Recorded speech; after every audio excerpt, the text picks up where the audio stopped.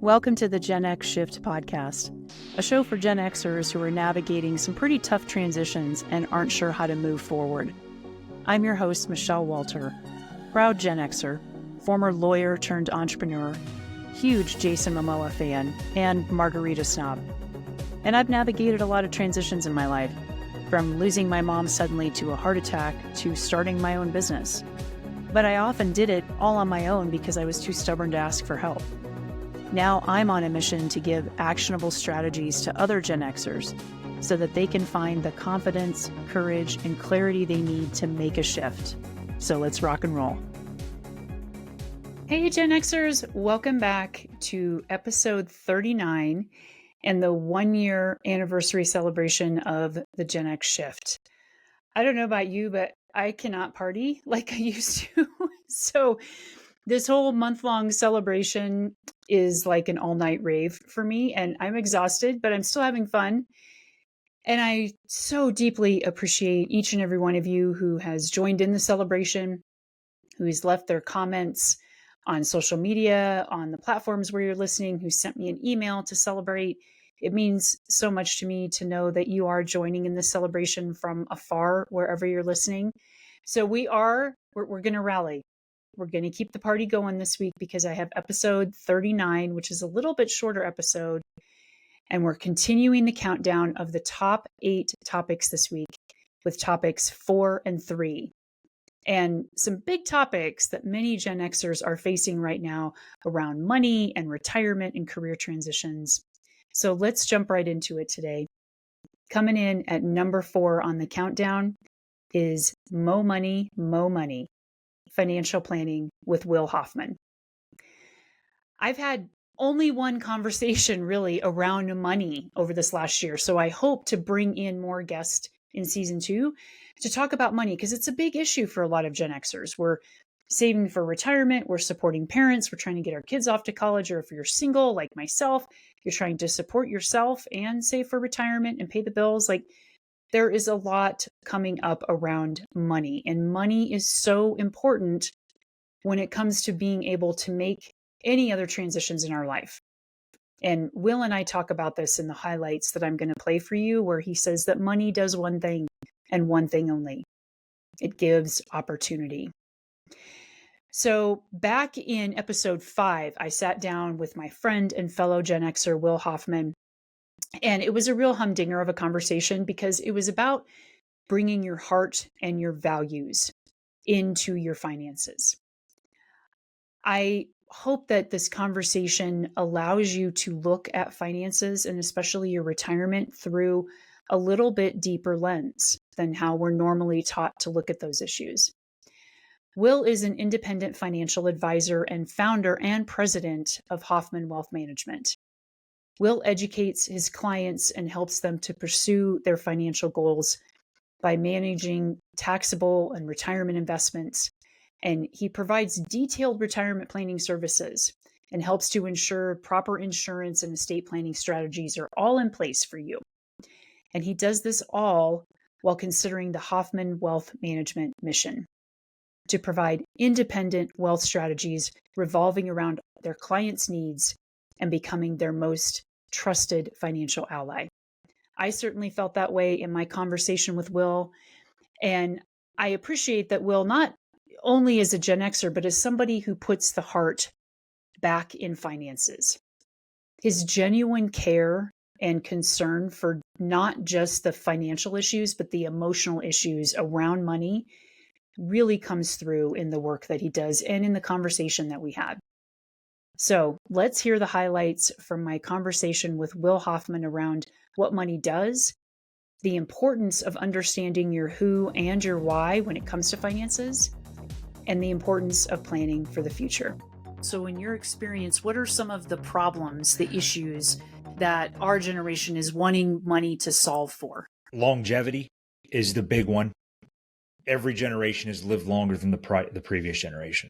And there's really no indication of that stopping. So that's the big concern. The other one is the noise that they hear about Social Security. I don't think it's going to be there. actuaries in Social Security kind of keep giving us indications of when the trust fund supposedly could start to go the other direction. And we'll let Congress and politicians figure that out. But that's a concern, is what's Social Security going to look like.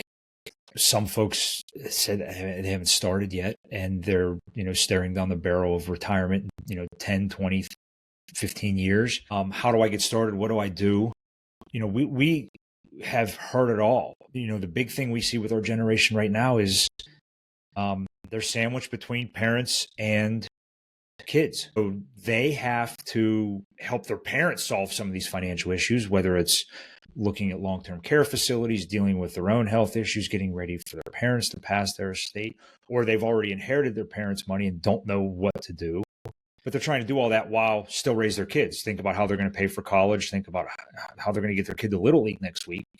And also make sure that the nurse is doing their job at the long-term care facility.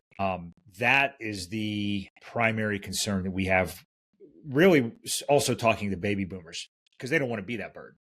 But how do we navigate this ever-turning money mixed with our calendar, mixed with our emotions scenario? So when we are thinking about trying to set up for our future and save for whether it's retirement or potentially save for any health issues down the road, what's a good place to start with that end in mind? How do you first formulate that kind of goal? It has to come through discussion.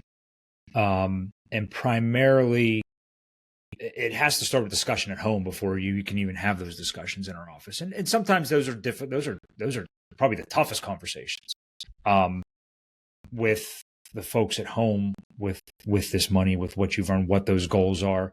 And you're right, they change. Kids go to now. You thought you were saving for an in-state tuition, and all of a sudden, Ivy League's an option. Oh, geez, now what? I'd rather know too much than not enough, especially about our clients, especially about their goals. The communication becomes so incredibly vital through the process of achieving, accumulating, keeping wealth. One of the things that I know we've talked about, and I think you've mentioned to me, is that your first question is asking that person, why do you think you need $5 million? So Right. Let's start there. So walk me through that kind of situation. How would you deal with somebody coming in your office with wanting to increase their retirement? The first thing is why. Again, does your income dictate that you need to have $5 million? Does your lifestyle in retirement dictate that needs to be your goal? Sometimes it's listen, I set out a mission that I want to pass $5 million to my church before I pass away, or when I pass away. So that's okay. There's so many different reasons to have that. I just feel more free with $5 million than I do with $1 million. It is often the answer. I can make the choices that I want to make and not have money be the catalyst to the decisions I make. It becomes so vital. And then, the next question is, what are you willing to do? Because if any of my peers are telling you, yeah, I can turn $1 million into 5 in a few years, again, leave the Zoom, get out of the office. You're in the wrong place. Here's what we can do to help. What adjustments are you willing to make? Is your risk tolerance doesn't allow you to be investing that aggressively? Does your budget not allow you to be saving that aggressively? Are you invested to even achieve that goal? Because I can tell my trainer, hey, I got a marathon on the calendar in 6 months and I'm running a 3-hour marathon. I could hire the best trainer in the world. And unless I'm willing and capable of putting in the effort to do that, it's not happening. And I've hired a really good trainer and it's still not happening because I don't have the lifestyle to dedicate to get across the finish line in 3 hours. It's just not happening. So what are you capable of doing? Because if my trainer said, yeah, I'll get you there. You don't have to worry about doing anything. I'll get you there. He's not being truthful and helping me. If a doctor doesn't give you the right advice, if an accountant doesn't give you an attorney doesn't give you the right advice, let me rephrase that. If they're giving you the right advice, but you're not willing to take it, or make adjustments on your own, it's not going to happen. And it does. It comes back to the beginning of the conversation. Listen, I'm rebellious. I'm not going to do what you say. Okay. Good luck with that, I guess is the best way to approach that. We recenter them back to, well, what's important to you long term. What's important. A couple of the examples that you mentioned at the beginning and just a little bit ago too, in terms of taking care of kids, taking care of aging parents, and also potentially planning for our long-term health care.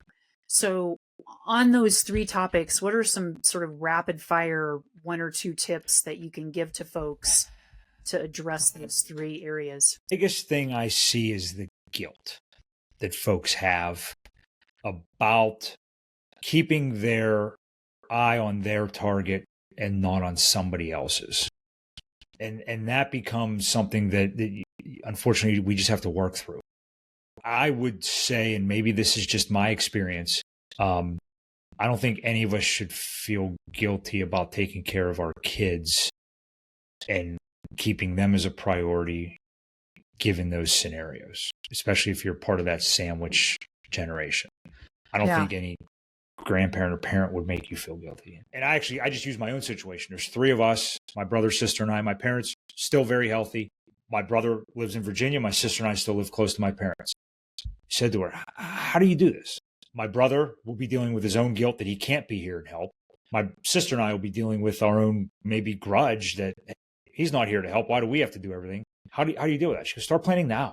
Parents are healthy. You guys hopefully have nothing to plan for. But listen, your brother is going to be in charge of these tasks because he can do those remotely. And you and your sister will take on these tasks because they're achievable from close to home. And if you map that out early and you have a plan, when something happens quickly, there's no need to panic. It protects mom and dad's money. It protects mom and dad's health. It protects our own family situation, our own money, our own mental health. If that stuff's planned and we never use it, great. If it's planned and we have to use it, break the glass and, let's go. That's so important because for so many reasons, it's hard for us to not only look at our own death, which is coming. Sure. It's also hard for us to look at our parents' death if our parents are still around. Some of us don't have our parents around. But to look at the death as well as the potential physical health issues that we can encounter down the road. And I think your message is so well received that it's never long-term vision. What becomes important too is if I've thought about it, okay, what happens if mom and dad need my help? And my sister has thought about it and my brother has thought about it and we haven't shared those thoughts. What happens when it's time to break the glass, you have 3 people breaking 3 different glasses and pulling out 3 different plans. And one says, well, no, this is how I wanted it to go. Well, the other one says, no, this is what I think.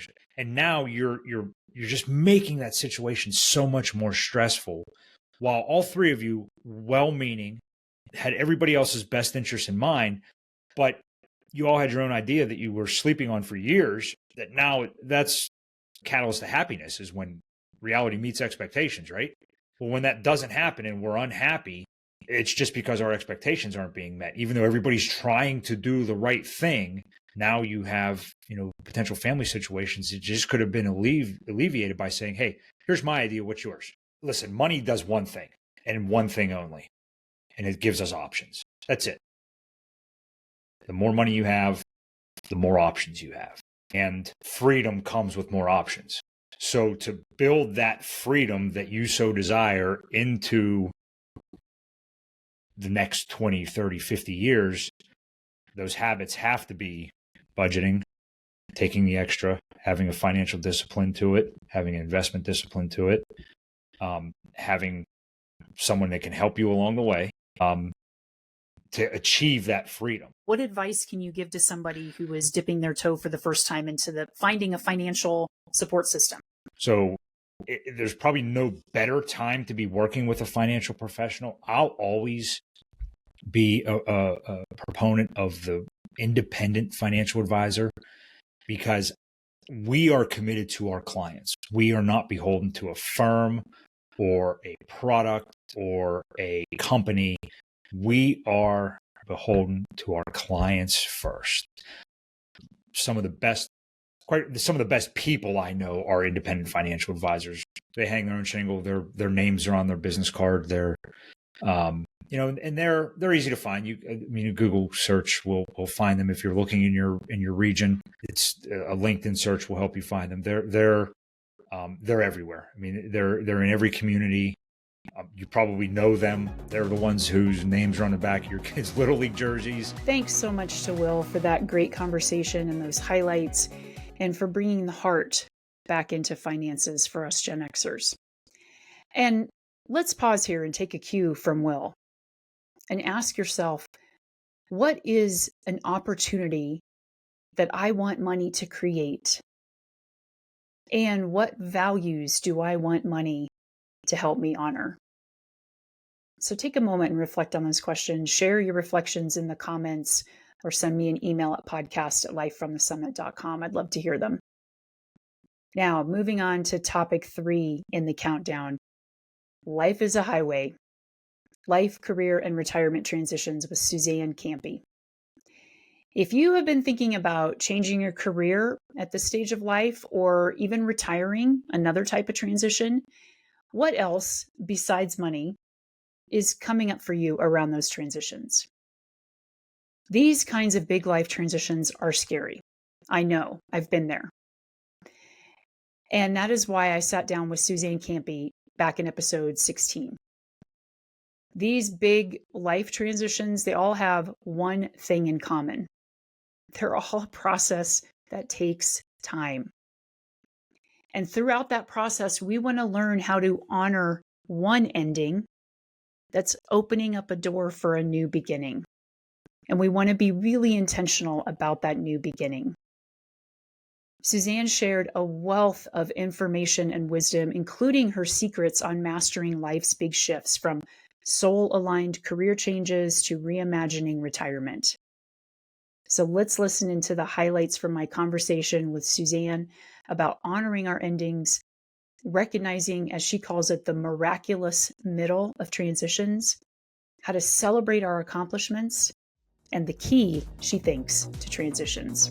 So let's start with the career shift piece of it and how you work with people. What are you seeing mostly with clients that come to you and they feel at this crossroads in their career? What are they coming to you with or wanting to work through? Quite often, I do heavily emphasize retirement. So quite often it's retirement. And it's quite often with retirement, they have the financial piece nailed now.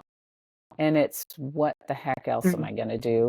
Not only but I back them up. I mean, it's what you're going to do, that'll come.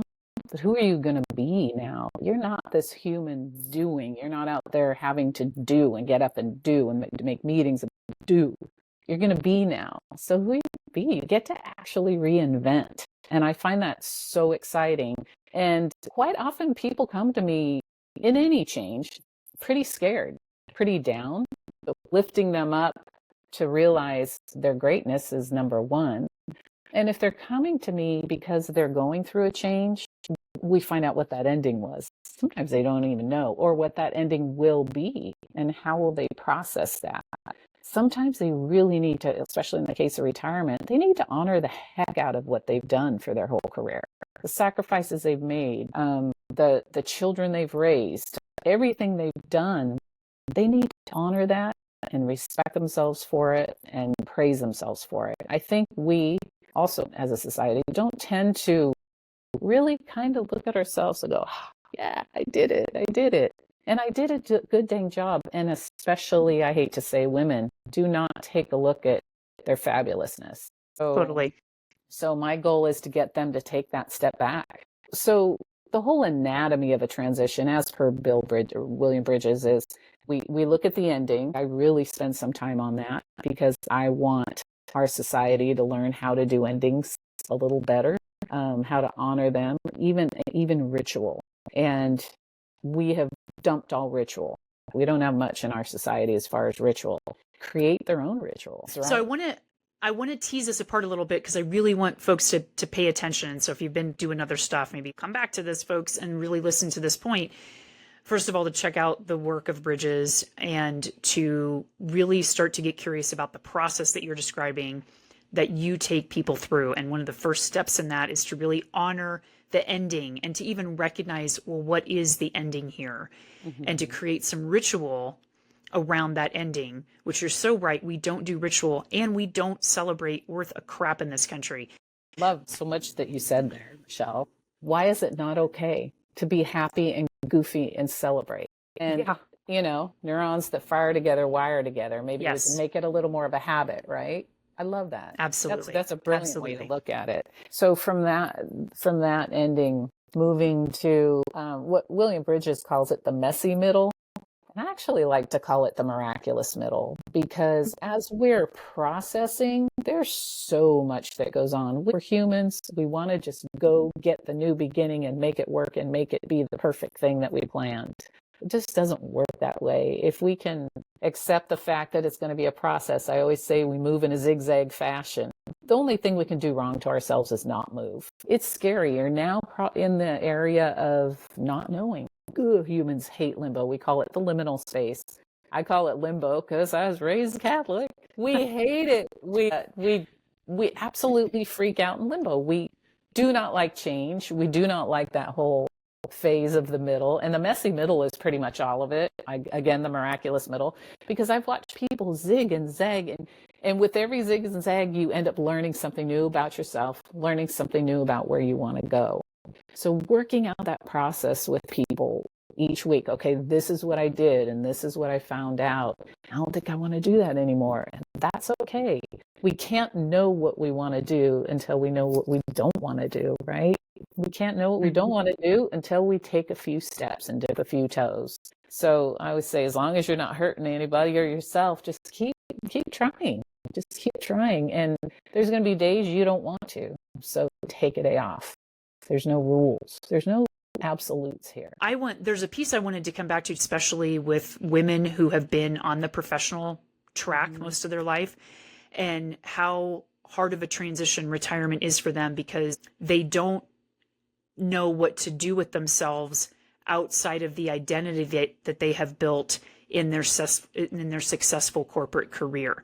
So how do you work with women who are afraid that when they retire, they're going to lose their identity as a successful corporate professional? This is a big one, and it's not just women. It happens with men as well. But I happen to work with the majority of women, so this is where I'm seeing it. Women that I do work with are typically in the C-suite, and they are so afraid about going out in the world without that identity. What happens if when I leave Friday and I retire, who am I on Monday? Because especially as women, we tend to get a little less visible in our 50s. They know that their identity 100% is wrapped in that job, because it's not going to happen out in public. But my women clients are scared to death of losing that identity. So really, really working with them on taking a look at who they are once again, because they were always more than that corporate identity. So who were they? And who do they want to be? And it's really backing up and seeing that you've been looking for that external validation, and that's what's been driving you, because really our value is only here. It's only in our heart and soul. It's nowhere out there. And all along that's been working for us, but time to take a little kick back and see that we're taking a look at who we are now. And that can be scary. I find people are frightened of that. They're a little afraid of who they're going to find or something. But I swear there's no bad lurking around that corner. There really isn't. And you can keep running and hiding, but it's not going to serve you very well. And it's going to make you sick. I think the key is awareness. Awareness that it's a process, and awareness that you're not alone. Awareness you have help out there. Just being aware and mindful that it's actually not an overnight thing. Process is always a process for a reason, and that gotta be easy on yourself. Just have some compassion. My gosh, if we all had a little more self-compassion, it'd be wonderful. Thank you, Suzanne, for those powerful insights. Reflecting on those highlights with Suzanne, I want to again pause here and ask you to think about how to celebrate the endings that you've had or that you're going to have if you're about to retire, or if you've already retired, or if you're going to make a career change. How can you celebrate those endings? Create some kind of ritual around them. And how can you celebrate what you have accomplished in the process? So that's it for episode 39. It was kind of a quickie this week, and that's because next week is going to be a wild ride. It's going to be jam-packed. And in fact, I need to go work on it right now. So I'm going to let you all go. We're going to finish out the countdown next week with topics 2 and 1. Please don't forget to sign the Gen X Shift birthday card by sending me an email, letting me know what your big takeaways were from the episode this week, the highlights, or from the entire year's worth of episodes. Post on social media, like, comment, review, and honestly, the biggest compliment that you can give to the podcast and me is to share the podcast or this episode with at least one other person. And if you want to support the podcast, which is a one human, one dog show right now, you can go to Buy Me a Coffee. The link is at the show notes in the episode. Make sure to check out the show notes because I'll have the links to Will and Suzanne's episodes in there as well. So thanks for continuing the party. I got to get my old raggedy ass to go do some more stuff and maybe take a nap because we just can't party like we used to anymore, which is okay. We do a lot of other badass things now. And until next time, stay gold, Gen Xers.